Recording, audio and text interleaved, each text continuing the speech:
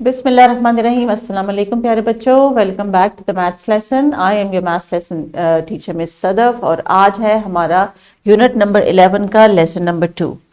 तो dear teachers and students, इससे पहले जो हम कॉन्सेप्ट पढ़ रहे थे आज के लेसन से पहले, that was about identifying that some is less than all, और इसी को हमने अब फर्दर एक्सटेंड करना है और इसका आज पार्ट 2 करना है, in which we have to differentiate between sum and all from a given set of objects and understand that sum is less than all. So dear teachers, although कि आज का expected learning outcome एक है, लेकिन उसमें there are two tasks. Differentiation भी बच्चों को हमने सिखानी है और वो तब होगी जब बच्चे कॉन्सेप्ट को प्रॉपरली अंडरस्टैंड कर लेंगे कि when they look at different objects and sets, तो फिर उसमें से सम और ऑल को उन्होंने कैसे आइडेंटिफाई करना है। और ये ऑब्जेक्ट्स की बात हो रही है, अभी हम नंबर्स की बात नहीं करें।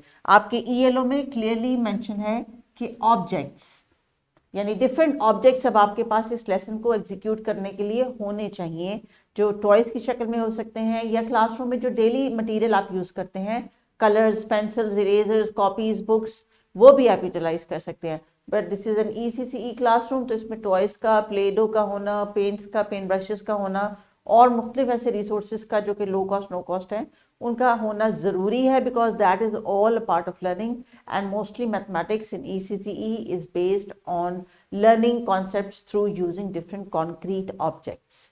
इसीलिए हर एक्टिविटी में, हर लेसन में आपको कोई ऑब्जेक्ट्स रिकमेंड किए जाते हैं, क्लासरूम के अंदर के, क्लासरूम के बाहर के, घर के, ताकि बच्चे अपनी लर्निंग को कनेक्टिविटी के साथ जो है वो आगे बढ़ा सकें और ये सीख सकें कि जो मैथमेटिक्स को वो स्कूल में सीख रहे हैं उसका उनकी डेली लाइफ में क्या लिंक है और उसको वो किस तरह अपनी डेली लाइफ में इंटीग्रेट कर सकते हैं। So this is the ELO mention on the book and the name of the topic is application of sum and all. Application means that today they are going to apply the concept all by themselves. So we'll start with the warm-up activity as a recall and a refresher.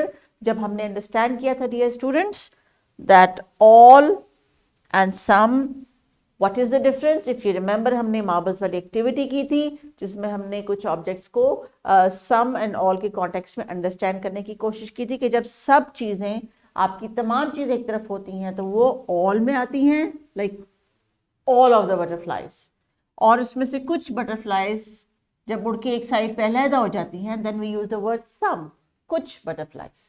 So all butterflies, some butterflies, objects की मदद से।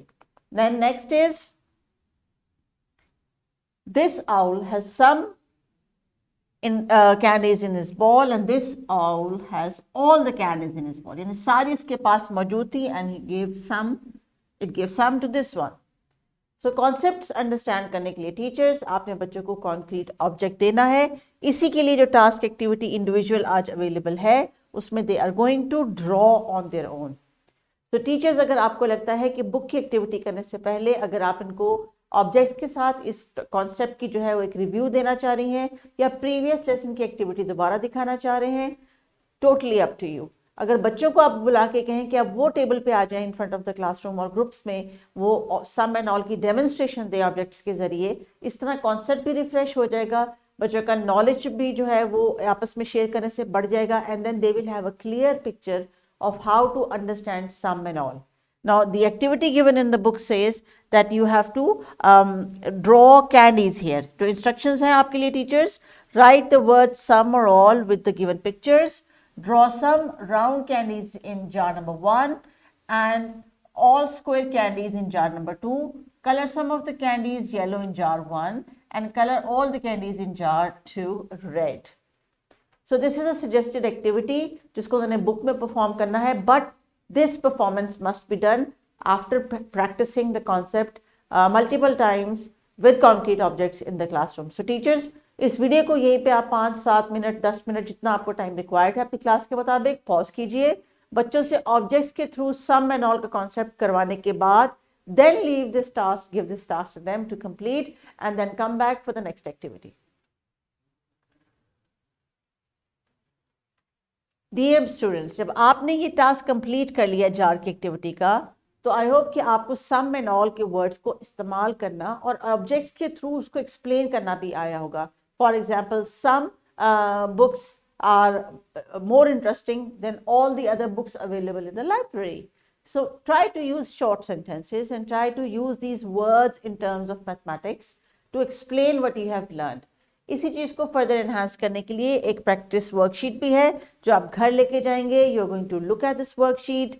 Teachers are going to explain what to do. You are going to look at the objects and then you are going to put a tick mark on things which are less or more or whatever the instructions are given. So teachers, please explain them the worksheet. This worksheet will make sure once it comes back to you that they know the concept and they can understand the meaning of the word sum and all. So let's wrap the lesson up and see that were we able to differentiate and understand. Teachers आपने कोशिश करनी है कि ये जो दो words हैं आपको हर ELO हो सकता है एक लेसन में 2 ELO हो, एक में एक ELO हो, लेकिन जो उसमें एम्फेसिस करने की बात है या आपकी एक्टिविटी और लेसन को बच्चों तक डिलीवर करने की बात है वो उन एक्शन वर्ड्स में है जो कि उस ELO में दिए गए हैं. सो अगर कॉन्सेप्ट है अंडरस्टैंड करने का, until unless they cannot understand they will not be able to differentiate it. वो आपको फर्क नहीं बता सकेंगे. तो जब तक समझेंगे नहीं तो फर्क नहीं बता सकेंगे और फिर उसके बाद उनको कॉन्सेप्ट को मेमोराइज करना पड़ेगा, यानी रटना पड़ेगा कि जी सम का मतलब ये, ऑल का मतलब ये, ऐसे होता है, and then that's it. So this will not create a concept. This will just create a momentarily learning atmosphere जिसमें बच्चे जो है वो terms को रटा लगा लेंगे और उसके बाद they will forget it. So this is not going to help their learning. अब outdoor activity के लिए teachers, there's an activity suggested here on the lesson. You can take the student outside in the ground and then you can ask them to blow up some balloons. Some of the balloons might pop, some of the balloons might blow up. That is what is going to happen at random. तो आपने कुछ बच्चों को red balloons दे दें, कुछ को blue balloons दे दें, फिर सबके बलून्स को कंबाइन कर लें. कुछ देखेंगे जो ब्लो करते हुए फट जाएंगे, कुछ है जो वो ब्लो कर जाएंगे. तो आपने इस कंपैरिजन में अपनी क्लास की वैरायटी में बच्चों से कहना है कि वर्ड्स में एक्सप्लेन करें what happened. So enjoy this activity in the playground. Make sure that you are learning the concept and understanding it too. तो प्यारे बच्चों, अगर पढ़ाते हुए एक्टिविटी करते हुए आपको कोई कॉन्सेप्ट अभी भी समझ नहीं आया, you must ask your teacher before starting a new lesson. क्योंकि आज का जो लेसन है उसका मकसद ये है कि आप समझ सके और उसके बाद आप उसको करके दिखा सके. So that is the target for today. अपना बहुत ख्याल रखिएगा. अगले लेसन में नई एक्टिविटीज के साथ और न्यू ELOs के साथ मैं सदफ आपके लिए और भी एक्टिविटीज लेके आएंगी, बट जो एक्टिविटीज होंगी you have to perform. Take care and अल्लाह हाफिज.